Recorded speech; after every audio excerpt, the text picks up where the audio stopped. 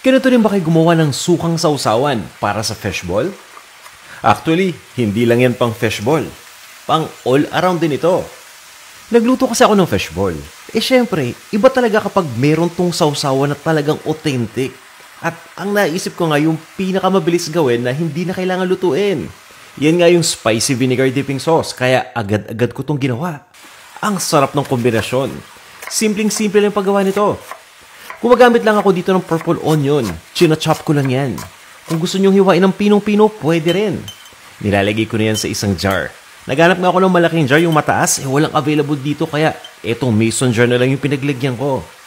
Siyempre, dapat maanghang na maanghang din yan. Gumagamit ako dito ng madaming Thai chili pepper. Ingat lang sa paghiwa, hanggat maaari, iwasan ninyong hawakan yung pinaghiwaan ng sili para hindi kumapit sa kamay ninyo. Diretso na yan doon sa jar. At yung next na ingredient nga na pinaprepare ko dito ay yung bawang naman. Gusto ko rin kasi dito yung mabawang. Pagdating sa bawang, kinakrush ko lang muna to. Kung yung malalaki yung bawang na meron kayo, hiwain nyo muna sa gitna bago nyo i-crush. At i-chop nyo lang. Pwede pa nyo i-mince ito o hiwain ng pinong-pino. Nasa sa inyo na yan. Dire-diretso ko nang ilagay ito dito sa ating jar. Yan lang naman yung mga ingredients na may konting effort lang na i-prep.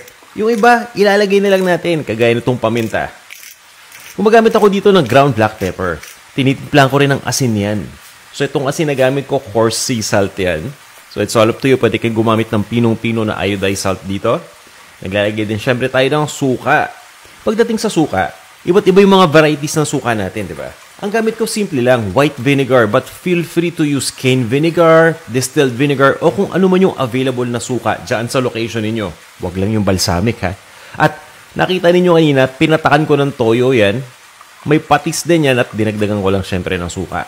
Ganun lang kasimple at haluin mo lang mabuti. I-shake mo lang yan para talagang halong-halo na yung mga ingredients. O yan, okay na to. At kung gusto mo pang lutuin yan, I suggest i-microwave mo na lang para talagang yung lasa ng mga ingredients na hiniwa natin kumapit dito sa suka. Siguro mga 1 minuto hanggang 1.5 minutong pag-microwave, okay na yan. At inumpisan ko na nga yung pagprito ng fish balls. Siyempre, di ba, pinaka-best pa rin ang pag-deep fry. Ang gusto ko sa fishball ko, yung talagang malutong, yung tipong lumulutang muna, tapos nagbabrown yung labas.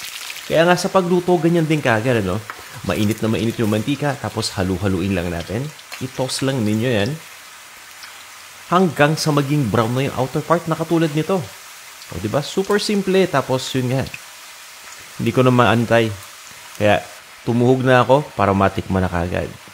Simpleng-simpleng sausawan ng fishball. Ay di na iraos din. Solved na naman ako dito.